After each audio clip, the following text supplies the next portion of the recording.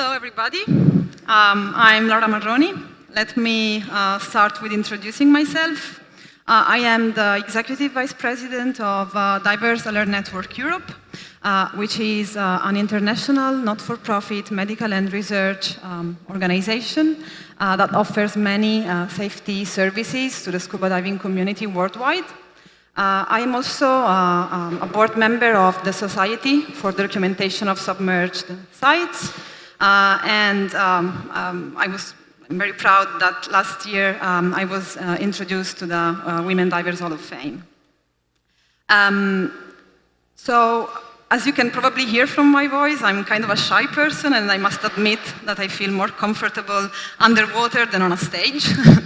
But I'm very happy to be on this stage today because this is a story worth telling.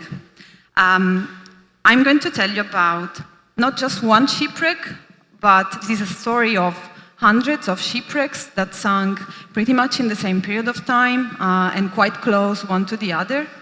I'm going to tell you about this expedition to find and identify these wrecks and the people behind it. So let me start with telling you who's actually behind this project, okay? The Society for the Documentation of Submerged Sites, that we will call SDSS from now on because it's easier, is a not-for-profit organization that was founded in Italy in 1999 by a group of passionate underwater explorers and researchers with the mission of studying, researching, and protecting the underwater heritage. And our activities are mainly involved in the documentation of these unique underwater sites, making the use of the most modern technologies, and this includes historical shipwrecks, archaeological sites, and critical underwater environment. We collaborate with universities, local authorities, and research institutions, and our divers can dive to depths of up to 150 meters. The SDSS is composed of an international group of volunteers made of technical divers trained by WWII, Global Underwater Explorers. And in the group we have documentaries, photographers, of course explorers, but also support divers, safety divers, and more. And above all, I would say we are a group of friends doing something that we really, really love, and that's very important. Now, to have a better understanding about this project, we need to shortly dive into history. Because this is a story that is poorly documented in history books of World War II. It's the story of the Mediterranean Battle of the Convoys.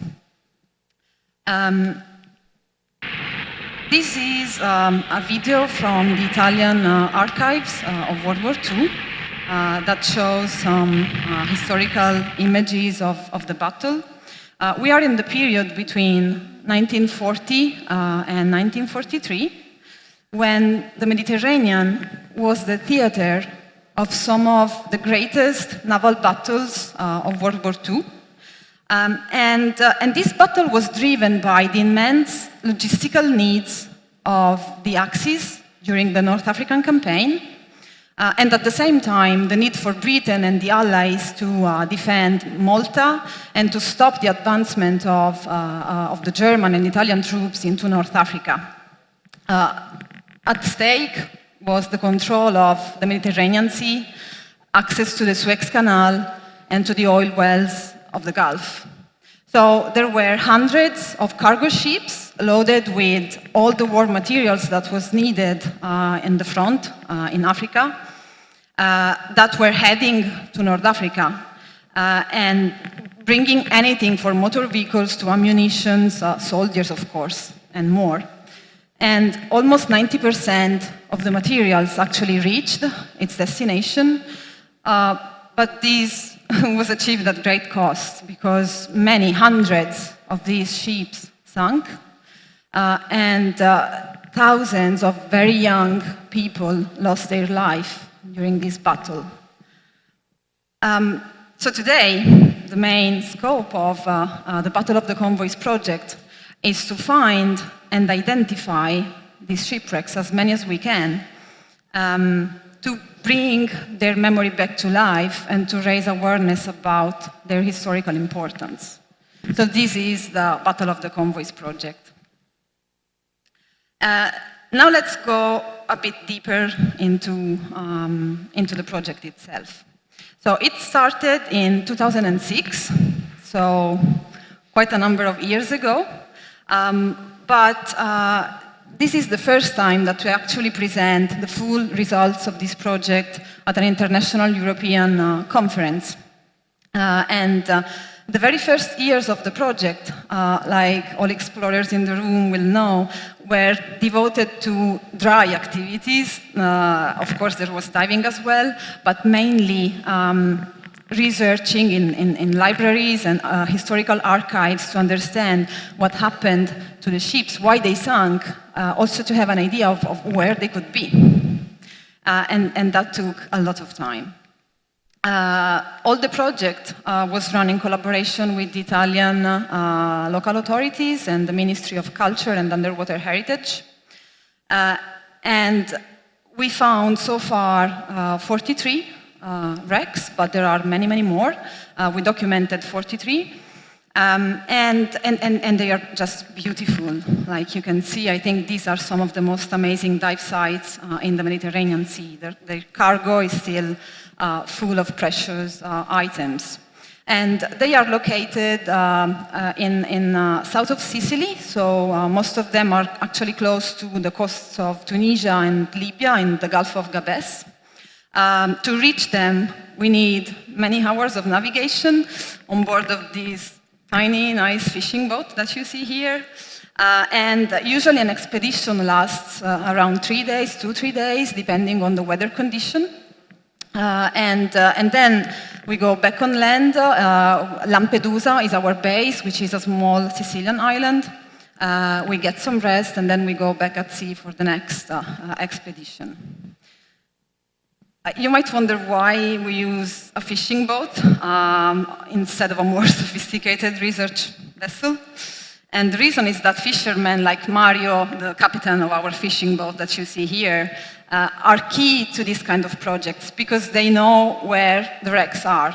Wrecks attract a lot of marine life, so fishermen usually know where to find them. Life on a fishing boat is not super easy, especially this one is quite small, and we have to load it with all the materials that we need for the dives. But it also has some advantages. Here you see Mario negotiating to buy very fresh shrimps from Tunisian fishermen during the night. So actually the food on board is quite amazing. But jokes apart, so you see in the pictures, the cargo is still very well preserved. And to better document it, in addition to pictures and videos, we specialized on photogrammetry and 360 videos so that we can allow people also, especially non-divers, to virtually dive the wrecks using the VR goggles. Other activities that we do during this project are recovery of ghost nets that we do in collaboration with Ghost Diving and Healthy Seas. Wrecks are unfortunately full of abandoned nets that are also damaging them, especially the exterior part, and making parts of the wrecks collapse. So recovering these nets is very important. It has some challenges as well because we are in the middle of nowhere, like in the Mediterranean Sea. So, and you saw the fishing boat that is our base boat is quite small. So, bringing these huge nets back to land has some complexities, but we are managing so far. And now I want to show you two of these wrecks. that are quite well representative of all of them. We have many more, and later I will tell you where you can find more information about all of the wrecks if you are interested. The first one is Caffaro. Caffaro was an Italian cargo ship that left from the harbors of Naples in summer of 1942. It was loaded with tons of cargo that is still all there. Super nice to see, of course. To create the model of this wreck, which is one of the first ones that we completed, took a lot of pictures. I don't know if you are familiar with photogrammetry. Photogrammetry is basically taking pictures of all of the wreck and then putting them together. This model was made of over 25,000 pictures, and it took more than 8 hours bottom time, not consecutive, of course, but many dives, and over 1 week of computing time to have the model ready. And the wreck is not very deep. This one, it's at 64 meters approximately. This one, like many others, is also full of explosives that are still there. And the nice thing about the wrecks of this project is that pretty much all of them have very, very good visibility. The water is also quite warm, and it's full of marine life of any kind, so the dive is really enjoyable. The other one is the wreck of Veloce. This was an even bigger cargo ship, again Italian. Again, it left from the harbor of Naples, directed to Tripoli. Now, the sad thing about this one is that, unfortunately, we know from the archives that many people lost their life on this one, including people that were in the support ship of the convoy. Again, this is huge, so even more pictures were needed to create the model, which came out very nice, and you can also play with it with the goggles. This wreck is particular compared to the other ones because it's one of the shallowest. It lays at only 48 meters of depth. And it's also one of the closest ones to Lampedusa, so to Sicily. It's like 3 hours and a half, 4 hours by boat, depending on the boat. So it's a potential, let's say, touristic attraction also for the dive centers in Lampedusa, whilst all the other wrecks are quite complex to reach because they are very far away from the coast. And last but not least, I cannot avoid to talk about an important aspect, which is safety. Why? Well, safety not because of the risks of the dives themselves. I mean, again, we are talking about repetitive deep dives, so there are, of course, some inherent risks, but also the logistics. So I've showed you to reach these wrecks, we spent several days on board of this tiny boat that lacks any comfort. It's quite small. We load it with anything, and the materials, like all the scuba tanks, the gases, because there's no compressor on board, they move during the night. We sleep under the stars. There are no cabins, so it's quite challenging. Let alone having an hyperbaric chamber on board. So we need to think about these things, and we need to be ready, like all volunteers participating to the project need to have at least some basic knowledge about first aid, oxygen first aid, and be ready to respond to an emergency, also mentally ready, knowing where they are and the risks that they are accepting.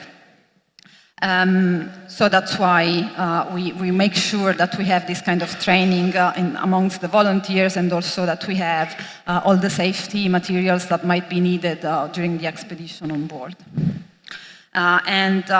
SDSS, since quite a few years now, also collaborates with Europe on important medical research studies on the physiology of diving. These dives are quite interesting from a research point of view because they're deep, because they're repetitive. We have many volunteers of different ages, women and men, so it's an interesting study. This year, we focused mainly on a study about collecting vital parameters of the divers before, during, and after the dive. And we have a publication that has recently been issued on this topic. I can tell you more later if you're interested.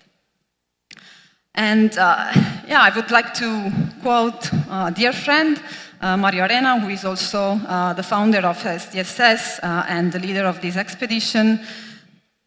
The sea is the biggest museum on planet Earth. I'm sure you agree with me and with Mario, who said this sentence.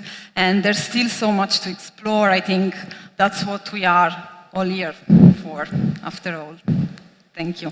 Thank you so much, Laura.